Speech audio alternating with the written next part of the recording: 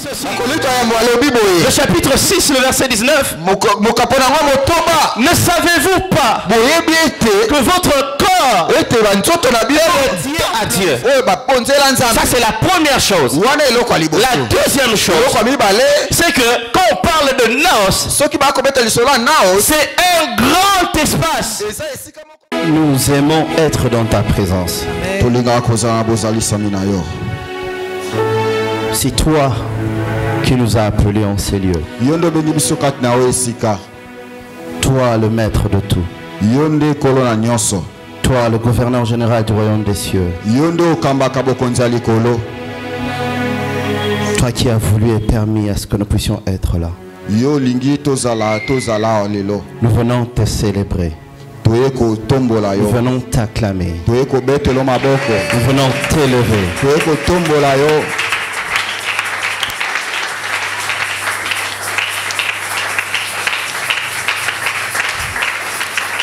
Amen. Amen. Alléluia. Amen. Alors je voudrais qu'on se mette dans la présence de Dieu.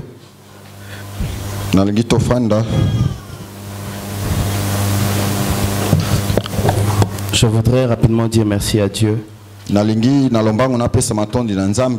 S'il a voulu et permis à ce que nous puissions nous retrouver en ces lieux. Merci pour sa grâce, sa faveur. Comme Paul le dit, merci pour l'être et le mouvement. Je vais rapidement aussi dire merci à Dieu pour le pasteur Séraphin. Pour sa marque de confiance. Merci à toi aussi qui es en ces lieux. Tu peux acclamer le Seigneur pour toi-même.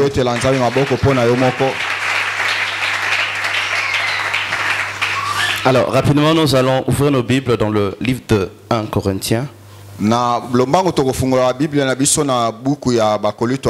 Notre texte de base pour ce soir.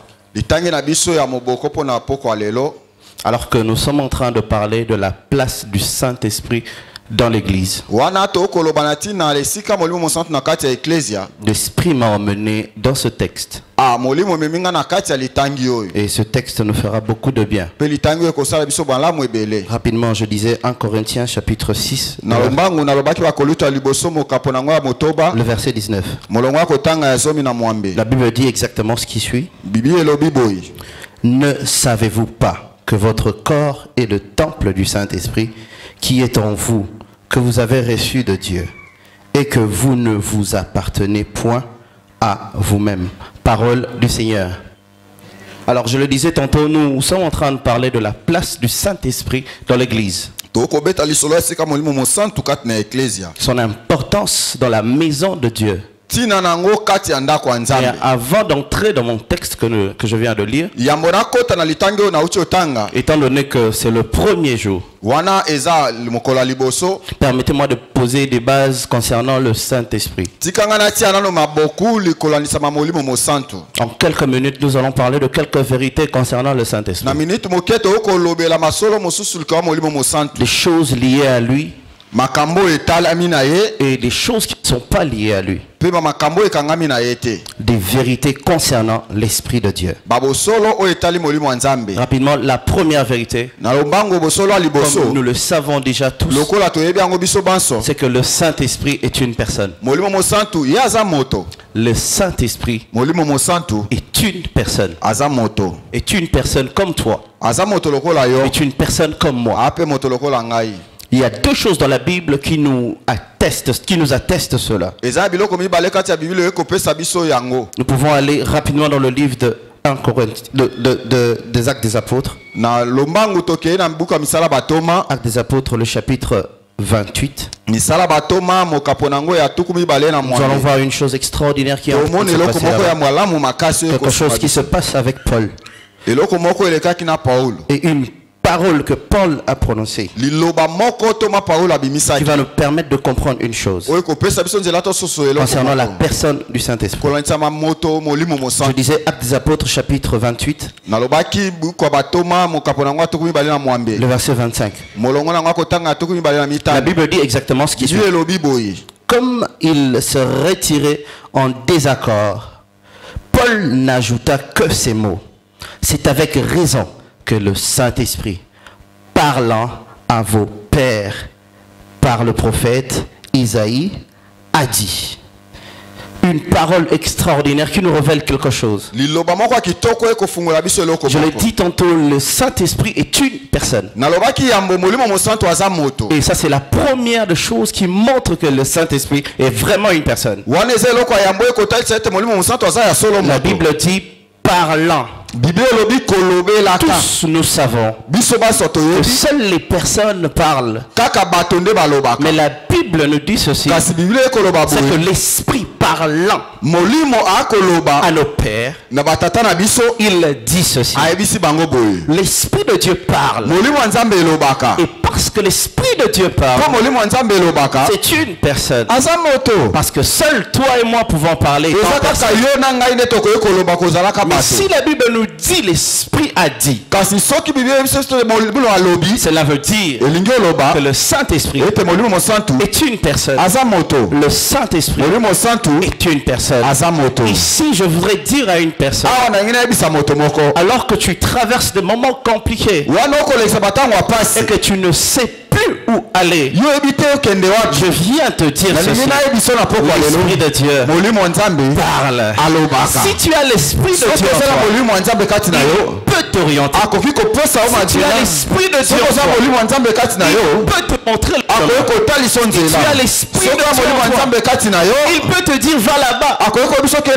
Ne va pas là-bas. Va à gauche. Ne va pas à droite. Parce que l'Esprit de Dieu parle. Dans des situations dangereuses, là où il y a un danger au loin, là où quelque chose de mal risquerait de t'arriver, l'Esprit de Dieu, avec sa capacité de parler, il peut te dire n'avance pas. Il peut te dire arrête-toi ici. Il peut te dire va à gauche, va à droite. Parce que l'Esprit de Dieu parle. La deuxième des choses qui atteste que l'Esprit de Dieu est une personne se trouve dans Actes, qu'est-ce que je dis, que se trouve dans Ephésiens chapitre 4. Ephésiens chapitre 4, le verset 30. Aussi un texte que nous connaissons très bien. La Bible nous dit ce qui suit. N'attristez pas le Saint-Esprit de Dieu, par lequel vous avez été scellés pour le jour de la rédemption. Le Saint-Esprit de Dieu s'attriste. Seules les personnes peuvent s'attrister. Seule une personne peut ressentir une certaine douleur concernant quelque chose que tu as fait qui lui plaît ou qui ne lui plaît pas. Seule une personne peut ressentir. Et le fait que l'Esprit de Dieu peut être attristé nous atteste que le Saint-Esprit est une personne. La deuxième vérité. La deuxième vérité nous dit ceci. Dieu ne peut rien faire sans son esprit. Dieu ne fait rien sans son esprit.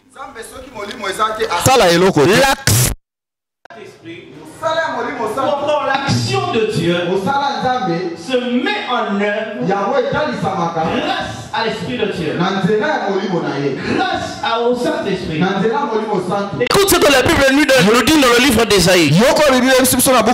Ésaïe chapitre 34, le verset 16. La Bible nous révèle quelque chose d'extraordinaire, quelque chose qui a attiré mon attention. Écoute ce que la Bible dit. Écoute ce que la Bible dit. La Bible dit exactement ce qui suit. Consultez le livre de l'Éternel et lisez.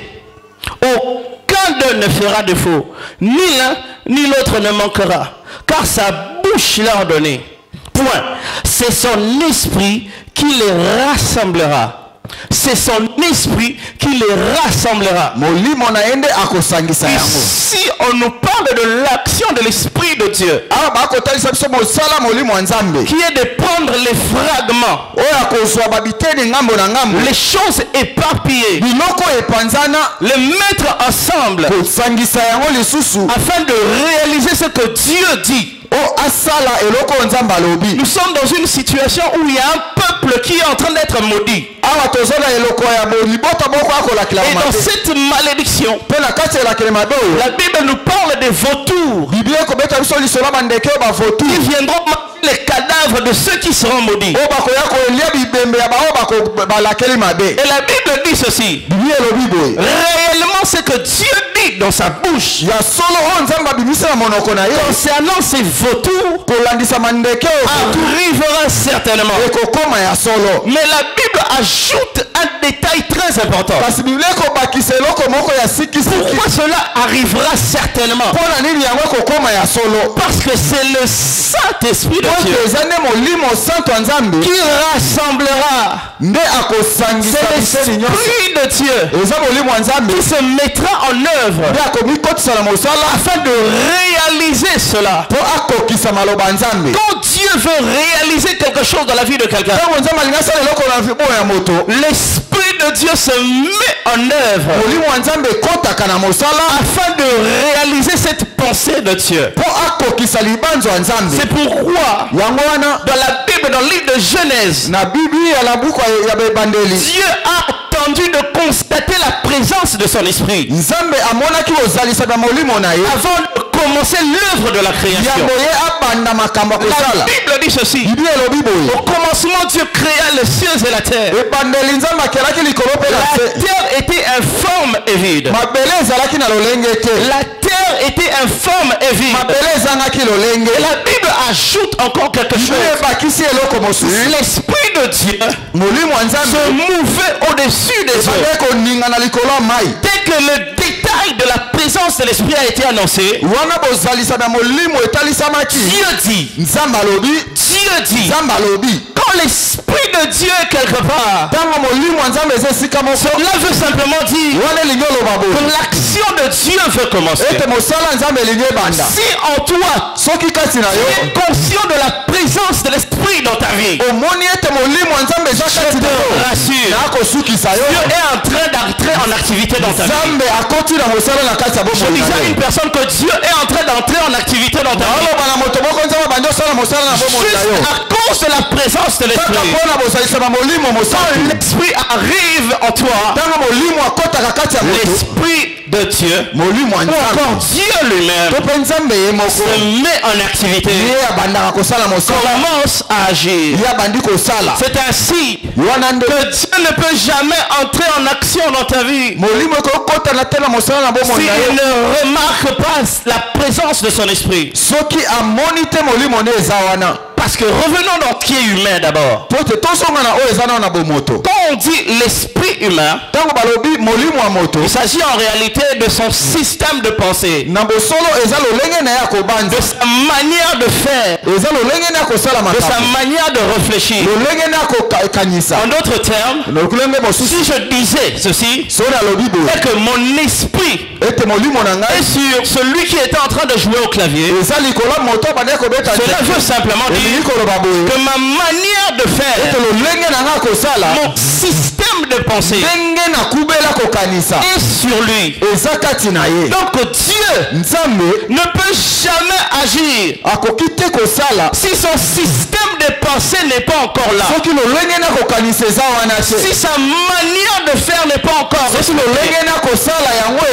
Quand on dit l'esprit de Dieu est là, cela veut simplement dire que l'activité selon Dieu commence, que l'action selon Dieu commence. Et quand l'esprit de Dieu est là, c'est Dieu qui commence à agir. Je lève ma main droite, j'annonce l'activité de Dieu dans la vie de quelqu'un, Seigneur. Que Dieu commence à agir dans ta vie. Alors que beaucoup de gens ont intervenu selon leur système de pensée, que Dieu intervienne selon son système de pensée. Dieu intervienne selon lui au nom de Jésus.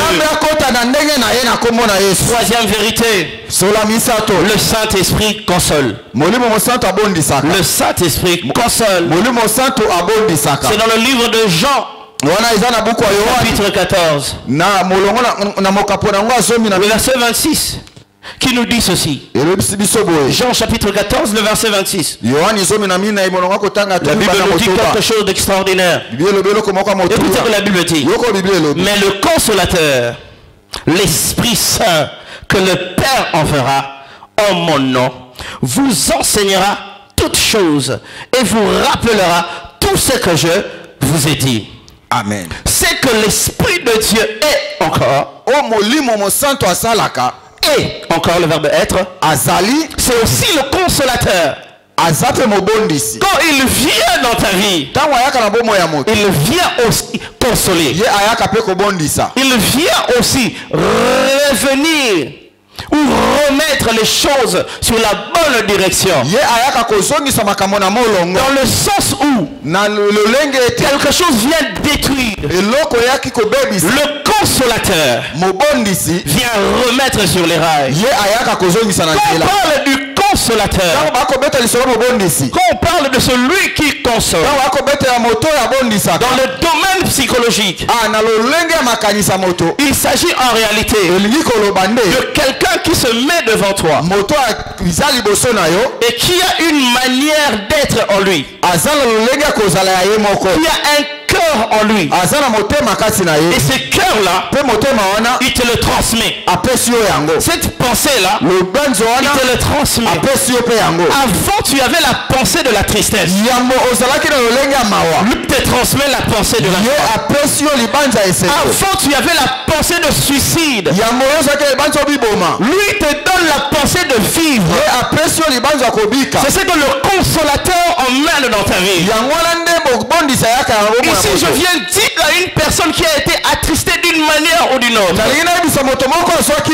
il y a un consolateur qui existe. Et c'est le Saint-Esprit. L'Esprit de Dieu dans ta vie te console. Il ne te console pas seulement quand la situation dure arrive. Dès qu'il entre dans ta vie, il est consolateur. Il n'attend pas que la situation bizarre arrive. Il est consolateur avant que la situation bizarre arrive. C'est pourquoi n'attends pas que la situation bizarre arrive pour que tu te confies à lui. Parce qu'il est de sa nature consolateur. Il est déjà consolateur de par sa nature. Alors si tu te retrouves dans des situations compliquées, dans des situations tristes, dans des situations de pleurs, je viens te présenter le consolateur. Je viens te présenter le consolateur. C'est vrai que tu as perdu. C'est vrai que ce n'est plus entre tes mains. C'est vrai que ton cœur est en train de souffrir. C'est vrai que tu es en train de pleurer la nuit alors que personne n'est en train de te voir. Viens te dire ceci. L'Esprit de Dieu consolateur est avec toi. Je disais l'Esprit de Dieu consolateur est avec toi. Il marche avec toi. Tout où tu es, il est avec toi. Je prie que le consolateur console. Je disais que le consolateur entre dans l'activité dans ta vie. Quatrième vérité, nous l'avons toujours dans ce livre. Le livre qu'on appelle la Bible. Une vérité, je disais, le Saint-Esprit donne la vie. Le Saint-Esprit donne la vie. Je suis exactement dans Romains. Romains le chapitre 8. Alors que Paul est en train de présenter comment Christ est. Avec toutes ses capacités extraordinaires de te rendre juste sans œuvre, de te rendre juste alors que tu n'as rien fait. Écoute ce que la Bible dit. Écoute ce que la Bible nous annonce. Et si l'esprit de celui qui est ou qui a ressuscité Jésus d'entre les morts habite en vous. Celui qui a ressuscité Christ d'entre les morts rendra aussi la vie à vos corps mortels par son esprit qui habite en vous. Amen. L'esprit de Dieu emmène la vie. Ici, je voudrais aller plus loin encore. Pas seulement la vie dans un corps mortel, mais aussi la vie dans des affaires qui sont en train de mourir. Mais aussi la vie dans des études qui sont en train de mourir. Mais aussi la vie dans un mariage qui est en train de tomber. Aussi la vie dans une relation qui ne marche pas. L'esprit de Dieu donne la vie. Donne la vie. Si depuis un certain moment tu constates une mort venir dans ta vie, d'une quelconque manière que soit, quelle que soit sa forme, je viens t'annoncer une bonne nouvelle. Le Saint-Esprit donne la vie. Le Saint-Esprit donne la vie. Je prie seulement que l'Esprit de Dieu te donne la vie. L'Esprit de Dieu donne la vie à tes affaires, la vie dans tes études, la vie dans tout ce que tu fais. J'annonce la vie dans la vie de ton que tout ce qui était mort en toi ressuscite au nom de Jésus. À cause de l'Esprit de Dieu, l'Esprit de Dieu donne la vie. L'Esprit de Dieu accorde la vie. Cinquième vérité, l'Esprit, le Saint-Esprit enseigne toutes choses. Le Saint-Esprit enseigne toutes choses. Ce n'est pas moi qui le dis, c'est la Bible qui le dit. Toujours dans Jean 14, c'est ce que la Bible nous dit. Le verset 26, nous revenons là. Mais le consolateur, l'Esprit Saint, que le Père vous enverra, vous enseignera toutes choses. Amen. Vous enseignera toutes choses. L'Esprit de Dieu a la capacité d'enseigner pas une partie de choses, toutes choses. Par toutes choses, il y a les mathématiques. Par toutes choses, il y a la médecine. Par toutes choses, il y a l'architecture. Quel que soit le domaine dans lequel tu te trouves, je viens te dire ceci. L'Esprit de Dieu enseigne toutes choses. Je disais, l'Esprit de Dieu enseigne toutes choses. Si tu te retrouves en incapacité, en limite intellectuelle, en limite de compréhension, encore en limite de connaissance, l'Esprit de Dieu enseigne toutes choses. Je disais, l'Esprit de Dieu enseigne toutes choses. Je prie que l'Esprit t'enseigne comment vivre avec les gens. Je prie que l'Esprit de Dieu t'enseigne comment vivre dans ton foyer. L'Esprit de Dieu t'enseigne comment faire ses examens d'état. Que l'Esprit de Dieu t'enseigne. L'Esprit de Dieu enseigne toutes choses. Il n'a pas seulement la capacité d'enseigner toutes choses, mais il a aussi la capacité de te rappeler ce que Dieu ou Christ avait dit. Il a la possibilité de te rappeler ce que Christ avait dit. Regarde, écoute ce que je suis en train de dire. La Bible dit, la foi vient de ce qu'on entend. Or, ce qu'on entend, c'est la parole de Christ. Quand l'Esprit de Dieu arrive dans ta vie, il te rappelle les paroles du Christ, afin que la foi que tu avais perdue puisse revenir en toi.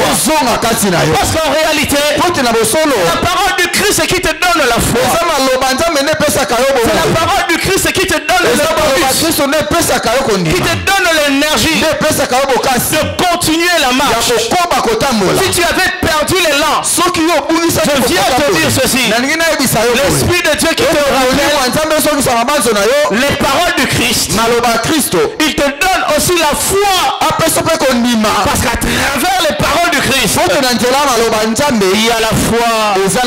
Je disais, il y a la foi. Sixième vérité. Pour finir avec les vérités. Et sixième vérité.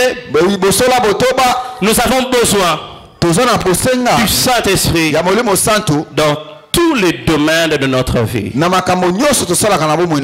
tous les domaines de notre vie, nous avons besoin de l'Esprit de Dieu. Pourquoi? Écoute-moi très bien. Écoute-moi très bien. L'Esprit de Dieu a la pensée de Dieu. L'Esprit de Dieu, c'est Dieu lui-même. Alors pourquoi tu as besoin de lui dans tout ce que tu fais? Le Dieu maître de toutes choses, le Père éternel, s'il descendait ici maintenant, nous allons tous mourir. La Bible dit, si tu déchirais les cieux et que tu descendais, les montagnes s'ébranleraient. Imagine, les montagnes sont en train de tomber devant lui. Et toi, une personne sainte. Alors que Moïse essayait de dire à Dieu, je veux voir ta face. Dieu lui dit, tu ne peux voir ma face et rester vivant. Parce que personne ne peut me voir et résister. Le Dieu créateur est impossible à voir. Ce n'est même pas possible qu'il habite en toi. Mais il a trouvé une solution. Son esprit. C'est à travers son esprit qu'il vit en toi. C'est à travers son esprit qu'il agit en toi. C'est à travers son esprit qu'il est en activité en toi. Sans son esprit, tu ne peux rien. Tu ne peux même pas compter sur lui. Parce que tu n'as même pas son esprit. Le Saint-Esprit de Dieu, je veux le dire comme ça, le Saint-Esprit de Dieu, c'est la simplicité de Dieu en toi. Dieu simple, c'est ça le Saint-Esprit. Dieu simple, l'Esprit de Dieu. Parce que s'il descendait dans tout son cœur, tu n'allais pas résister. Si Christ peut habiter en toi, c'est à travers l'Esprit de Dieu. Si les choses de Dieu peuvent être en toi, la nature de Dieu peut être en toi, c'est grâce à l'Esprit de Dieu. C'est pourquoi dans tous les domaines de ta vie, tu as besoin de lui. Tu as besoin du Saint-Esprit. Si tu es architecte, tu as besoin du Saint-Esprit. Si tu es médecin, tu as besoin de l'Esprit. Si tu es enseignant à l'école primaire, tu as besoin de l'Esprit de Dieu. Si tu veux que la nature de Dieu se manifeste en toi, tu as besoin de l'Esprit de Dieu. C'est pourquoi je veux entrer directement dans notre grand thème, qui est la place de l'Esprit de Dieu dans l'Église. Dieu ne peut jamais descendre ici dans toute sa totalité. C'est pourquoi l'Église est conduite par le Saint-Esprit.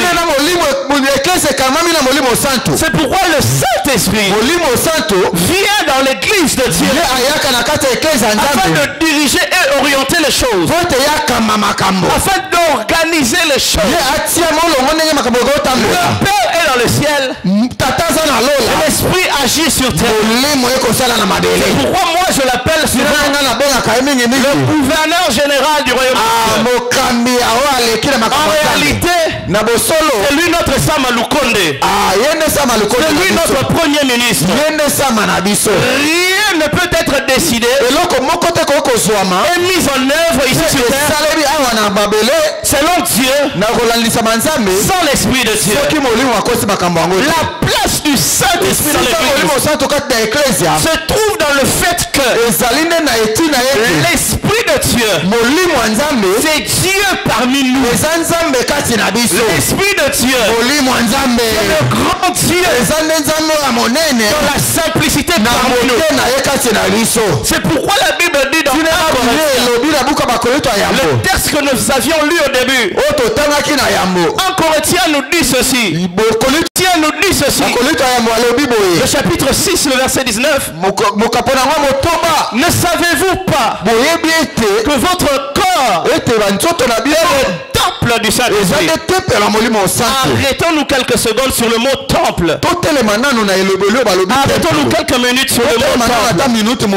En réalité, le mot traduit par temple ici, en grec, c'est naos. Quand on parle de naos, il s'agit en réalité d'un lieu consacré, d'un lieu dédié à Dieu. Ça, c'est la première chose. La deuxième chose, c'est que quand on parle de naos, c'est un grand espace. Ce n'est pas un petit espace. C'est un grand espace. Parce qu'à cette époque de la Bible, on construisait des temples pour des dieux. On ne faisait pas des petites maisons. On faisait des grandes maisons. Alors quand Christ, quand la Bible est en train de nous dire, ne savez-vous pas que votre corps est le temple du Saint-Esprit? La Bible veut simplement nous dire ceci. Quoique tu es petit, dans les yeux de Dieu, tu es grand. Tu es grand. Je disais tu es grand. Quand tu te considères petit, ça m'étonne. Devant Dieu, tu es grand. Je disais devant Dieu, tu es grand. C'est pourquoi tu peux être le temple du Saint-Esprit. En réalité, Dieu te compare à son tabernacle. Là où résidait l'arche de l'alliance. Là où résidait l'arche du témoignage. En réalité, quand Dieu te regarde, il voit un grand temple. Je disais, il voit un grand temple. Si aujourd'hui, tu te vois petit, viens te dire, il est grand. Dans toute ta petitesse, à cause de l'Esprit de Dieu en toi, mon Dieu, tu es grand. C'est pourquoi quand l'Esprit de Dieu vient dans ton église, ce n'est plus le nombre qui importe. Parce que lui vient que là où il y a la grandeur. Comment il vient ici? Parce qu'il nous considère tous grands.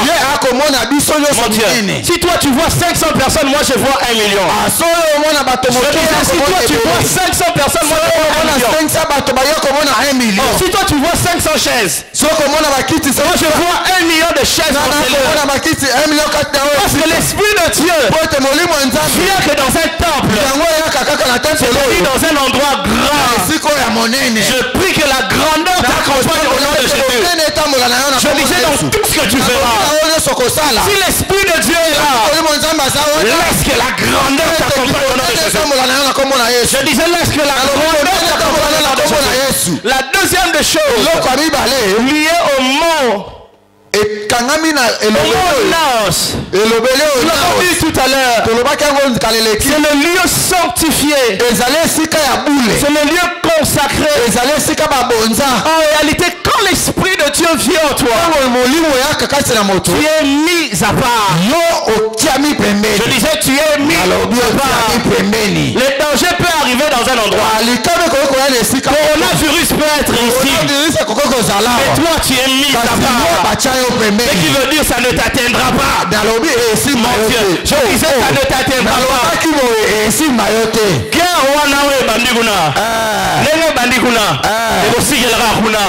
Je disais mon Dieu, ta famille ne subira pas les effets de cette guerre. Je disais ta famille ne subira pas les effets de cette guerre. Le Congo ne subira pas cette guerre pendant longtemps. Parce que toi tu es ici. Parce que toi tu es Congo. l'esprit de Dieu en toi, tu es mis à part, tu es consacré, tu es consacré, c'est pourquoi le peuple d'Israël pouvait marcher, pouvait aller devant les Égyptiens, devant les Jébusiens. Aucun peuple ne pouvait les gagner parce qu'ils étaient convaincus, parce qu'ils étaient mis à part à cause de l'esprit de Dieu. Parole vivante que je viens te dire ceci. Si l'esprit de Dieu si l'esprit de Dieu demeure en sache-le, tu es mis à part. Je disais que tu es mis à part, que tu es mis à part, que les choses marchent bien. Toi tu es mis à part, tu ne subis pas les effets des événements. Je disais tu ne subis pas les effets des événements parce que Dieu t'a pris, mis à part, il t'a mis à part. Le verbe théologique qu'on utilise souvent, c'est copter. Dieu te prend de là où tu es, il t'enlève et t'emmène là où lui il est, là où lui il habite. Si lui il est grand, toi aussi tu es grand. Si lui il est excellent, toi aussi tu es excellent. Si lui il a la grandeur en lui, toi aussi tu as la grandeur en toi. Juste parce que Dieu t'a enlevé, il t'a mis à part, il t'a mis à part. La place du Saint-Esprit réside dans le fait que quand il est là, c'est Dieu parmi vous. Je disais c'est Dieu parmi vous. Je disais c'est Dieu parmi vous. En d'autres termes, comme tu es là, Dieu est à ta gauche, Dieu est à ta droite, Dieu est derrière toi, Dieu est devant toi. J'ai l'impression que tu ne crois pas. Je vais parler à moi, Papa Péniel. Tu vois là où il y a la bouteille là, Dieu est là aussi. Tu vois là où il y a les téléphones, Dieu est là aussi. C'est là même réside le mystère de l'omniprésence de Dieu. L'esprit de Dieu rend Dieu omniprésent. Partout où il est, c'est là qu'il y a l'esprit de Dieu. Ma prière est simplement que l'esprit de Dieu soit avec toi partout. Cela voudra seulement dire que Dieu est avec toi partout. Que dans tes affaires, que Dieu soit avec toi. Que dans tes études, que Dieu soit avec toi. Dans ton travail, que Dieu soit avec toi. Devant ton ordinateur, que Dieu soit avec toi. Effectivement, tout ce que tu veux, que Dieu soit avec toi. Je prie seulement dans toutes les activités de notre que Dieu soit avec nous. Je disais que Dieu soit avec nous. L'église de Dieu. Est-ce que l'esprit de Dieu peut être avec toi? Si l'esprit de Dieu est avec toi, il y a la totalité de Dieu. Mon Dieu, je disais tu as la totalité de Dieu. Tu as la totalité de Dieu. Tu n'as pas une portion de Dieu. Tu as la totalité. Ce qui est merveilleux, dans l'ancienne alliance, l'esprit de Dieu venait partir. Je bénis Dieu pour maintenant. Dieu est là et demeure. Je vais le dire autrement. Dieu est là et demeure. Dieu est là et demeure. Dans ta vie, Dieu ne te quittera pas. Dans tes études, Dieu ne te quittera pas. Dieu ne te lâchera pas. Parce que tu es dans la nouvelle alliance. Et à cause de cette nouvelle alliance, la permanence de la présence de Dieu est il est là maintenant. Il sera là demain. Il sera là après-demain. Nous avons quitté ce lieu. Le Saint-Esprit restera ici. Celui qui viendra après nous trouvera l'Esprit de Dieu. Trouvera la présence présence de Dieu. Parce que le Dieu ou l'esprit de la nouvelle alliance est là et demeure. Et quand cet esprit marche avec toi, tu commences à vivre des choses extraordinaires. Tu commences à vivre des choses qui dépassent l'entendement. Les limitations pour les autres seront le commencement pour toi. Les limitations pour les autres commenceront les débuts avec toi. Je vois Dieu agir dans la vie de quelqu'un. Je disais, je vois Dieu agir dans la vie de quelqu'un qui croit que c'est fini pour lui. Qui croit que maintenant là, je m'arrête ici.